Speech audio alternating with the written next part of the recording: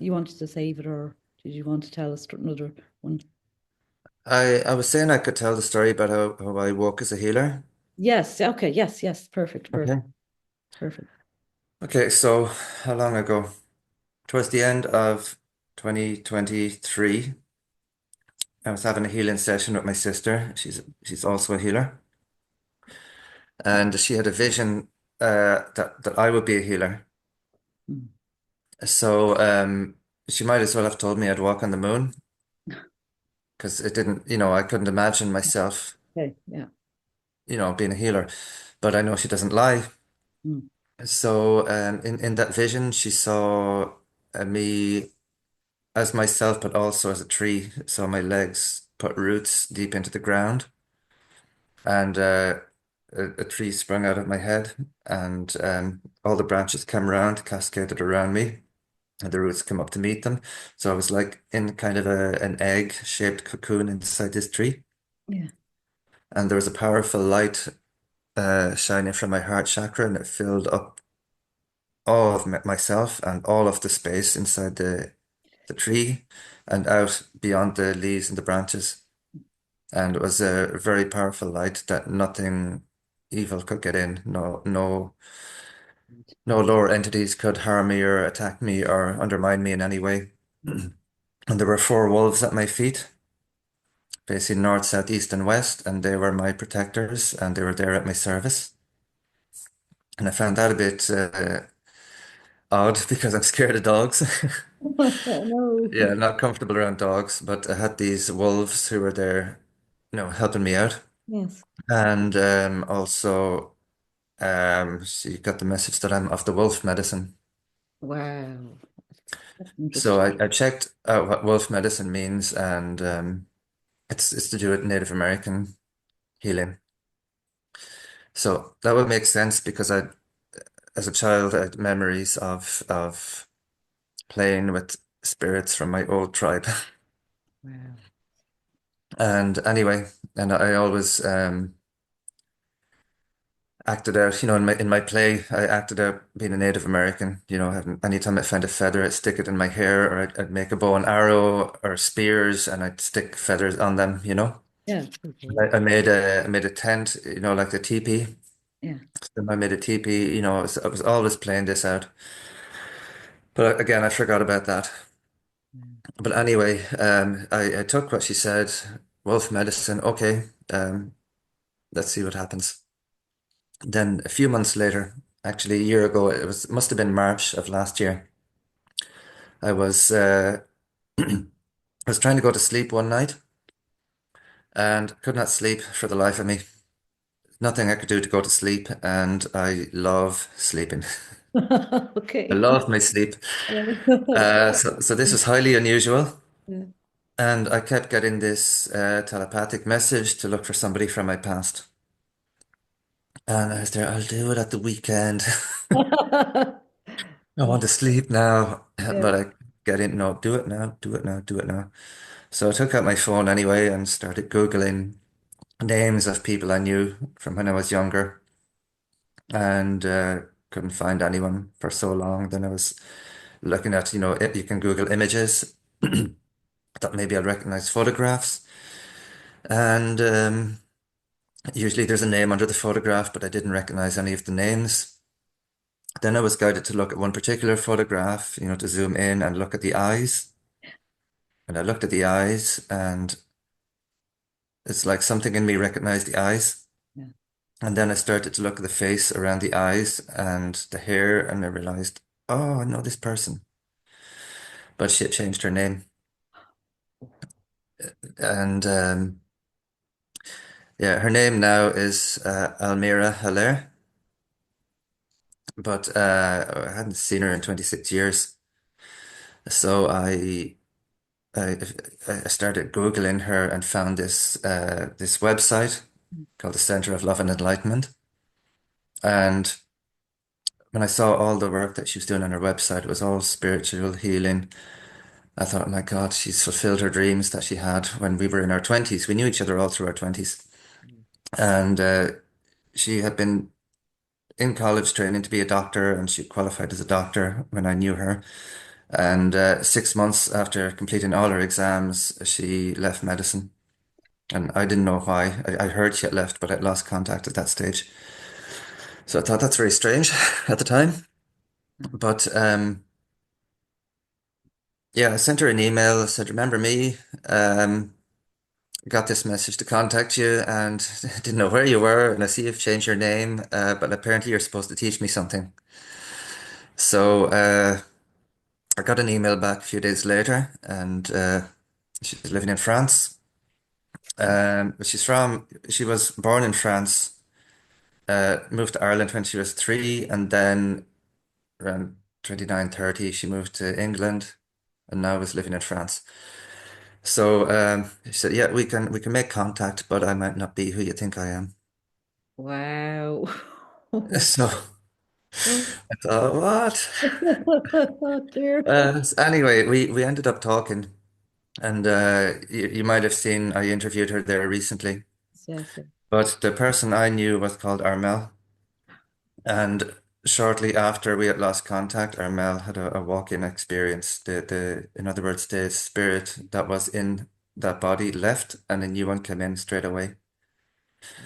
And the new spirit came in, said, "My name is not Armel," and who are these people that think they're my parents? And this guy that was her boyfriend, no, I'm not your boyfriend. Or sorry, you're not my boyfriend. It was a completely different spirit, But they had arranged this before birth, and Mel did the first 30 years or so. Then Almira was carrying on from there. But Almira had Armel's memories of me, some of the memories, not all of them. So she knew who I was. But when I speak to her, sometimes I think it's Armel, but then I realize it's not. It's Almira. Mirror. But anyway, yeah, I had to mourn actually. I had to mourn Armel because it's like a death. Okay. And yeah, I cried for the loss of my friend. But there's no body, no funeral, and the body is still alive, but there's somebody else in there. Yeah. But I've been getting to know Almira anyway for the last year or so, and very, very lovely, very beautiful soul. But she said, what do you think I'm supposed to teach you? Because she has so many courses. I said, I have no idea. And she asked me, could she do a quick scan of my soul path?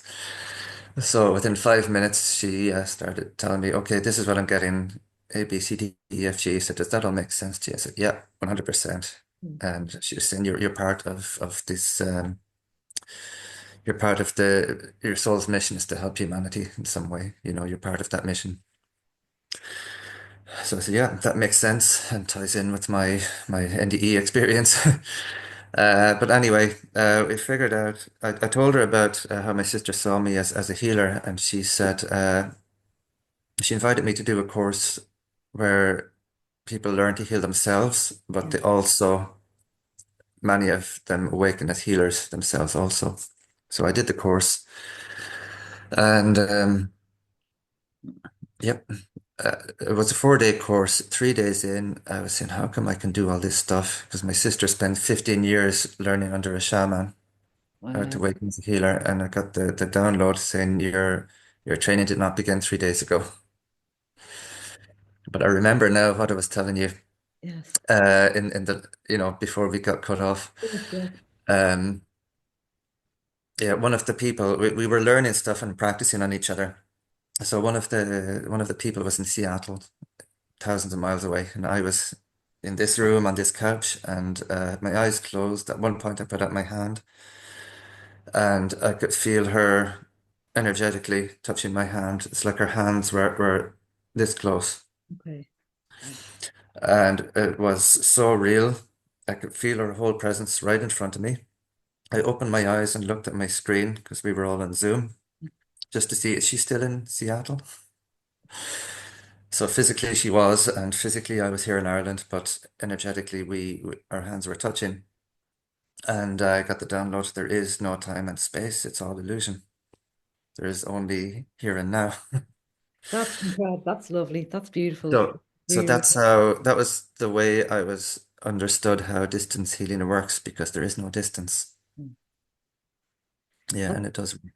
so powerful. But yeah, she woke me as the healer, and then a few months later, I met Siobhan Brady, who lives just a few miles up the road from me, and she has a healing circle. I walked in there, and she and another person said, "Oh my God, strong Native American vibes here." Whoa. And I go to the healing circle every 2 weeks with Siobhan, and it's beautiful. It's amazing. And Yes. we all take turns getting on a plinth, lying down, receiving healing, and then we also give healing to whoever's lying on the plinth. But Siobhan and this other person who was in my tribe, in another lifetime, they both start singing this song. They're channeling the same song from my guides, and both never knew this song before. They're singing in perfect harmony, exact same words, and they use the word "washday," which, as far as I understand, means boy in one of the Sioux languages. And I always felt this connection with the Sioux, Lakota Sioux. So it felt very comforting, and the whole tribe has come through in another healing session, and my medicine man healer works alongside me.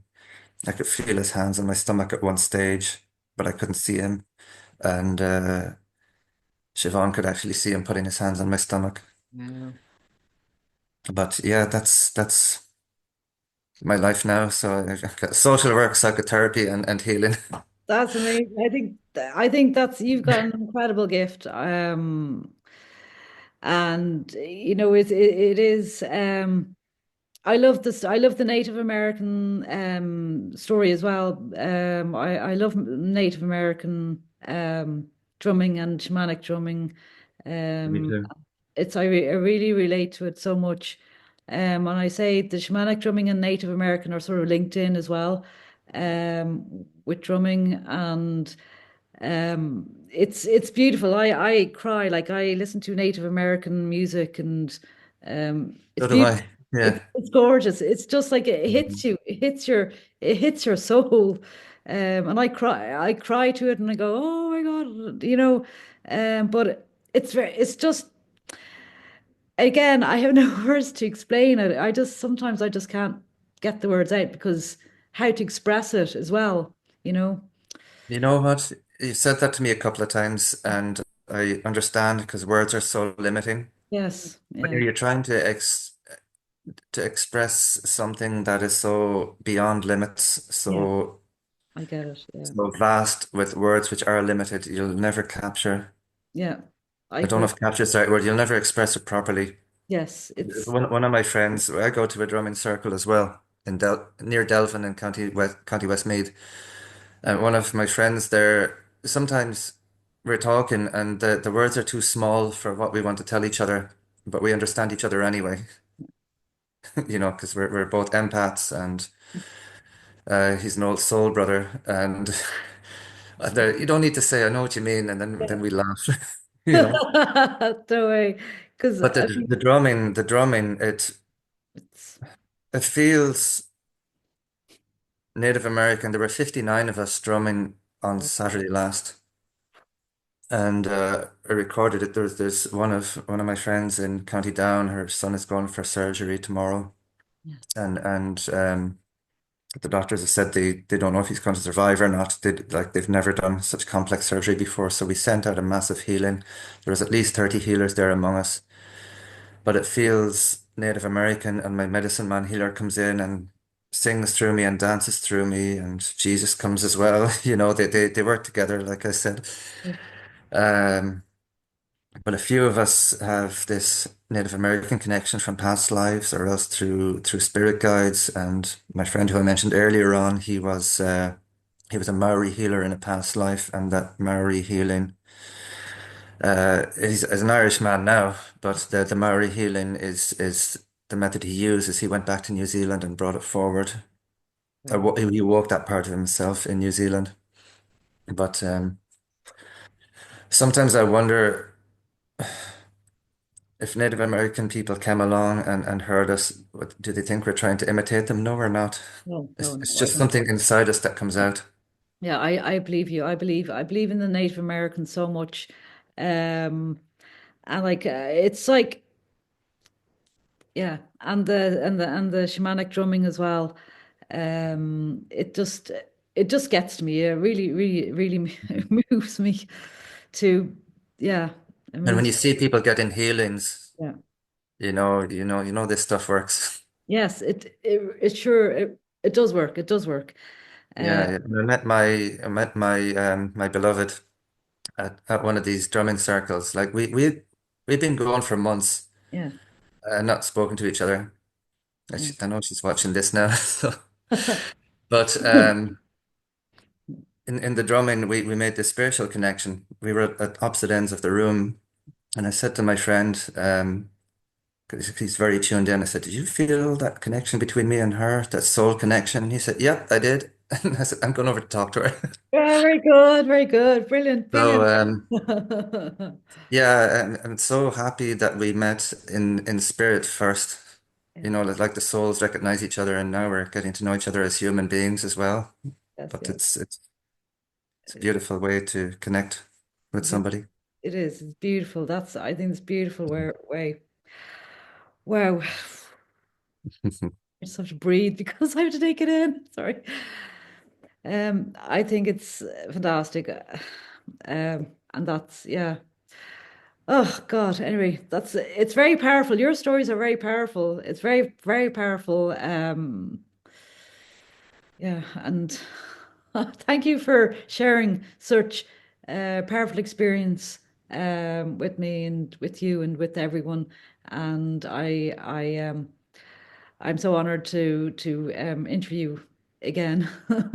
Yeah, thank you, Kriva. It's great to be here as well. And like for so long, I felt, oh, I'm the only one in Ireland, you know. Oh, oh, And gradually, I started to find other people, and I'm finding more and more, and was delighted to find you as well, yes, yes.